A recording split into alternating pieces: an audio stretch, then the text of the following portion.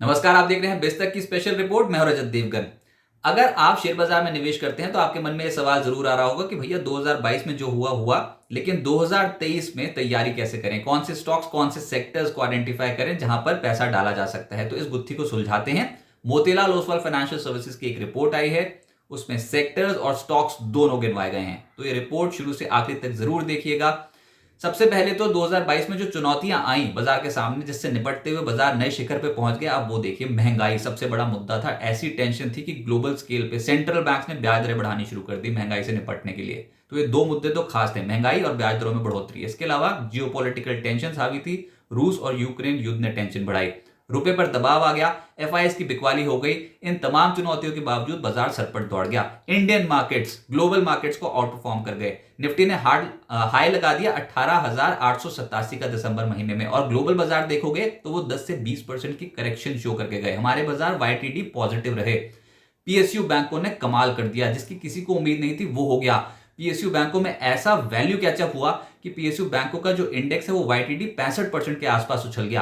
तो कमाल तो यहां पर था। क्यों कर रहे हैं भारतीय बाजार out perform? Motilal Oswal financial services के मुताबिक कोरोना काल में सरकार ने कैपेक्स जारी रखा, इससे बहुत सपोर्ट मिल गया। दूसरा, सरकार को जो सहारा मिला वो जीएसटी कलेक्शन के तौर पर मिला। 8वें महीने लगातार जीएसटी कलेक्शन 1.4 लाख करोड़ रुपए से ज्यादा रहा, इससे सहारा मिल गया। FY20 से FY22 में कॉर्पोरेट मुनाफे की सालाना ग्रोथ लगभग 24% की रही।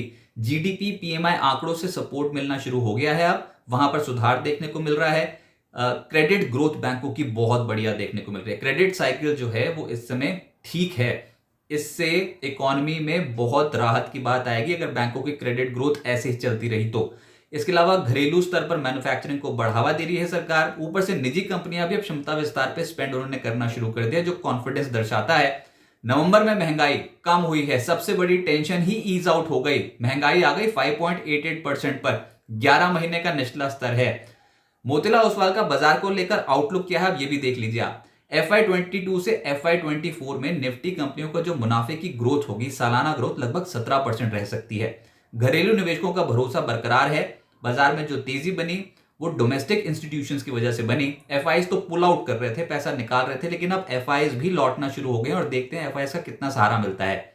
वैल्यूएशन के हिसाब से मोतीलाल ओसवाल फाइनेंशियल सर्विसेज मानता है कि निफ्टी का 1 ईयर फॉरवर्ड पीई जो है वो लगभग 20 के आसपास का है, 20 गुना के आसपास का, जो उनके मुताबिक ठीक है।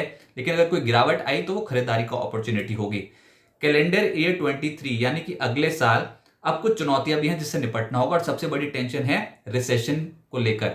ग्लोबल स्केल पे ज्यादातर डेवलप्ड मार्केट्स पे रिसेशन का खतरा मंडरा रहा है। उनकी इकोनॉमीज अगर हिट हुई तो ऑब्वियसली इक्विटी मार्केट पे एक बड़ा खतरा ये मंडराता रहेगा।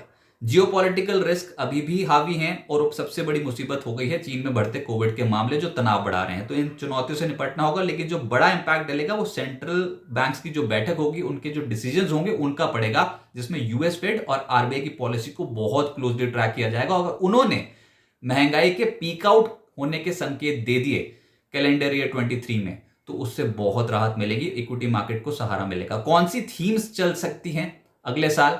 तो उसमें क्रेडिट ग्रोथ और साथ साथ कैपेक्स गिनवाया गया है। लेकिन सेक्टर स्पेसिफिक अगर बेट लगानी हो तो मोतीलाल ओसवाल के फाइनेंशियल सर्विसेज के रडार पर कुछ सेक्टर्स हैं जिनको आप नोट डाउन कर लीजिए। BFSI, banking financial services, capital goods, infrastructure, cement, housing, defence और साथ साथ रेलवेज। ये इनको सेक्टर बहुत पसंद आ रहे हैं, और हो सकता है पैसा बनाने की अपॉर्चुनिटी इन सेक्टर्स में निकले। लेकिन किसी भी निवेश से पहले अपने वित्त सलाहकार की राय जरूर ले लें, क्योंकि बाजार में जोखिम हमेशा रहता है। और एक और बात, ये रिपोर्ट पहले पब्लिश हो गई थी मोतीलाल ओसवाल फाइनेंशियल सर्विसेज की ओर से, तो आपको जो सीएमपी है यानी कि मौजूदा भाव, वो थोड़ा वेरी करता हुआ नजर आएगा आज की क्लोजिंग के हिसाब से। लेकिन आप स्टॉक्स नोट डाउन कर लीजिए, क्योंकि ये जो स्टॉक्स हैं ये आने वाले समय के लिए इंस्टीट्यूशंस के रडार पर रहने वाले हैं। आईटी में है इन्फोसिस, इसके अलावा state bank of India Motilal Oswal को पसंद है।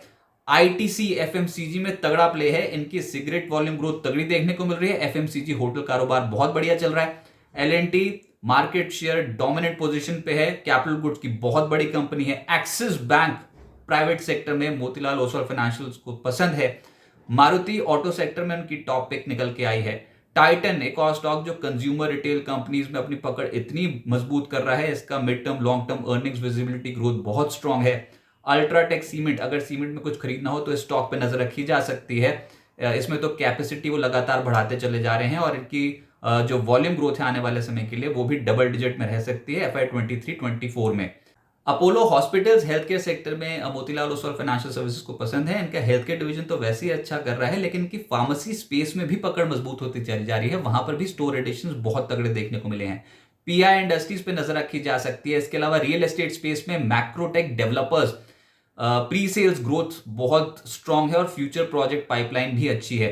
इंडियन होटल्स हमेशा से ही एसेट लाइट बिजनेस मॉडल का फायदा उठाता चला जा रहा है। एवरेज रूम रेंटल्स बहुत स्ट्रांग है। Demand supply dynamics post Covid lockdown बहुत तगड़े देखने को मिले, तो नजर रखी जा सकती है। इंटरेस्टिंग पिक थी भारत फोर्ज, जिसमें वो कह रहे हैं कि मेजरली इनका इन्वेस्टमेंट हो चुका है और अब उसका बेनिफिट कंपनी उठाएगी। इन्होंने जो अलग अलग वर्टिकल्स खड़े कर दिए हैं जैसे कि defence, EV components, light weighing, इन सब में इनको बहुत अच्छी और तगड़ी ग्रोथ देखने को मिलेगी। Westlife Developers QSR space में वेस्ट लाइफ की पकड़ आने वाले समय के लिए बहुत स्ट्रांग हो सकती है। तो ये तमाम स्टॉक्स, ये सूची आप नोट डाउन कर लीजिए।